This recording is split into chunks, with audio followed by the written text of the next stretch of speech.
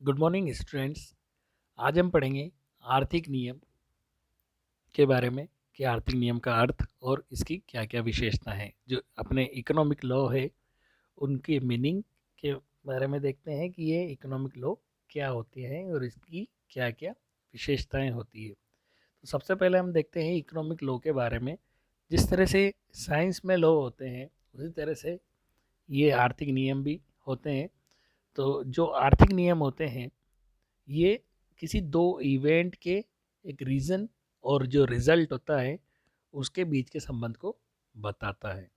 ठीक, यानी आर्थिक नियम किन्हीं दो आर्थिक घटनाओं के कारण और परिणाम के मध्य संबंध को बताता है कि कोई भी इवेंट हुआ है, कोई भी घटना घटित हुई है तो उसके क्या रीज़न है और उसका क्या रिजल्ट है। तो ये इकोनॉमिक लॉ बताते हैं। तो जैसे उदाहरण में अपन देखते हैं लॉ ऑफ डिमांड होता है, यानी मांग का नियम होता है। तो ये भी एक तरह का क्या है, आर्थिक नियम है। तो ये क्या बताता है हमें लॉ ऑफ डिमांड, कि प्राइस अगर कम होती है तो डिमांड बढ़ेगी, और अगर प्राइस बढ़ जाती है तो डिमांड कम हो जाएगी, सिंपल सा। तो ये भी एक तरह का क्या हुआ, रीज़न और उसका रिजल्ट के बारे में बता रहा है। तो इसे हम क्या कहेंगे, ये एक प्रकार का आर्थिक नियम है, यानी इकोनॉमिक लॉ है। तो अब हम देखते हैं इसकी विशेषताओं के बारे में। तो आर्थिक नियम की हम यहाँ पर 5 तरह की विशेषताएं देखेंगे। सबसे पहले आती है अपनी, आर्थिक नियम काल्पनिक होते हैं, यानी इकोनॉमिक लॉ आर हाइपोथेटिकल।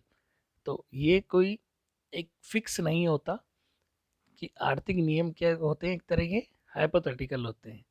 कैसे, इनका संबंध किससे होता है, ह्यूमन बिहेवियर से, यानी मानवीय आचरण से इनका संबंध होता है। और ह्यूमन बिहेवियर चेंज होता रहता है, फिक्स नहीं रहता, एक जैसा नहीं रहता। इसीलिए इस तरह के जो भी आर्थिक नियम होते हैं उनके पहले एक लाइन लिखी रहती है, आपने देखा हो कि यदि अन्य बातें समान रहे, if other thing been equal. तो इसका प्रयोग किया जाता है कोई भी नियम के आगे। क्यों? क्योंकि ये एक ह्यूमन बिहेवियर से संबंध होते हैं नियम, और ह्यूमन बिहेवियर चेंज होते रहते हैं। तो पहली इसकी विशेषता क्या हुई कि ये नियम काल्पनिक होते हैं। दूसरा, आर्थिक नियम में जो निश्चितता होती है कम निश्चित होते हैं, यानी economic law are less exact exact fix नहीं होते। जैसे प्राकृतिक नियम होते हैं, जो नेचुरल अपने लॉ हैं, जैसे साइंस में होते हैं, वो एग्जैक्ट होते हैं। तो आर्थिक नियम एकदम एग्जैक्ट नहीं होते हैं। ये क्या करते हैं, आर्थिक नियम कारण और परिणाम के बारे में बताते हैं, यानी कोई घटना या कोई इवेंट होने की संभावना के बारे में बताएंगे कि कितनी पॉसिबिलिटी है कि इस तरह से कोई भी इवेंट या कोई भी घटना घटित होगी। एग्जैक्ट नहीं बताएंगे।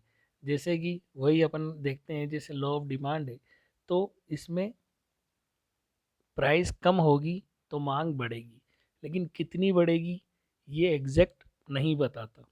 तो इस तरह से जो आर्थिक नियम होते हैं कम निश्चित होते हैं।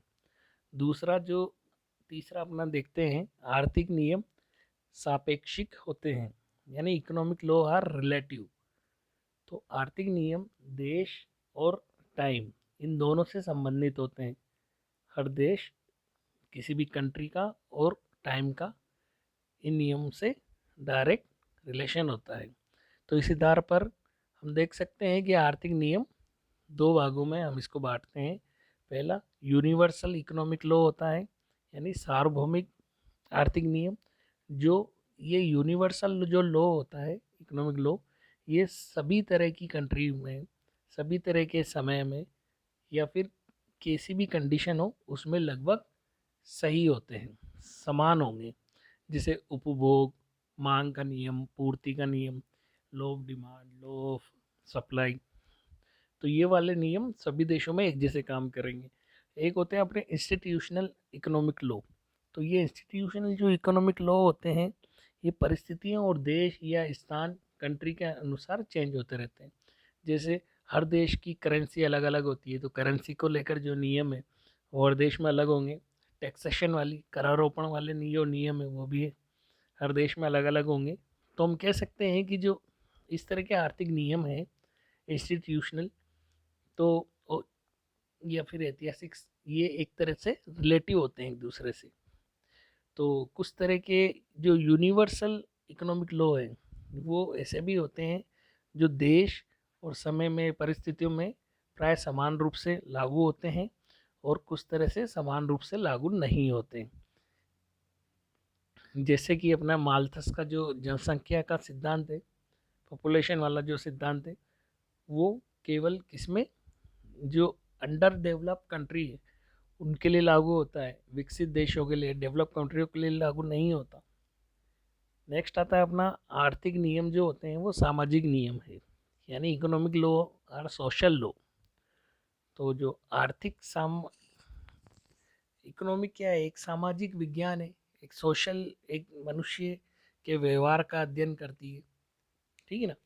मतलब इसमें जो सभी तरह के जो मनुष्य होते हैं उसमें चेंजेस होते रहते हैं, उनकी इच्छाओं में, उनकी डिमांड में, उनकी सप्लाई में, हर चीज़ में उनकी जो रुचि होती है उसमें चेंजेस होते रहते हैं। तो उन सबको उन सबको डिफाइन करते हुए तो कहने का मतलब ये है कि जो इकोनॉमिक होती है, अर्थशास्त्र होती है, उसमें एक मनुष्य के बिहेव का अध्ययन किया जाता है और बिहेव उनका चेंज होते रहता है। तो एक तरह से समाज, पूरे सोशल बिहेव का अध्ययन होता है, इसलिए इसमें इसे हम एक सामाजिक विज्ञान के तौर पर भी मानेंगे, ना कि एक ये पर्टिकुलर साइंस की तरह काम करता है, ये एक सामाजिक विज्ञान की तरह काम करेगा। नेक्स्ट आता है अपना आर्थिक नियम गुणात्मक कथन मात्र होते हैं, यानी economic law are only qualitative statement.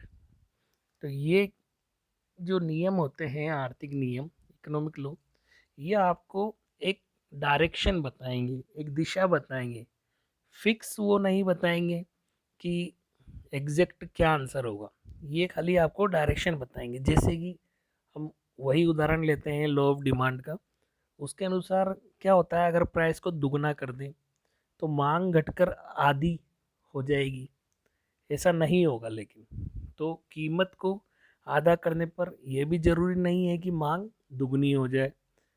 ये खाली दिशा बताएंगे कि प्राइस बढ़ेगी तो डिमांड कम होगी, प्राइस घटेगी तो डिमांड बढ़ेगी, लेकिन कितनी बढ़ेगी ये एग्जैक्ट नहीं बताते।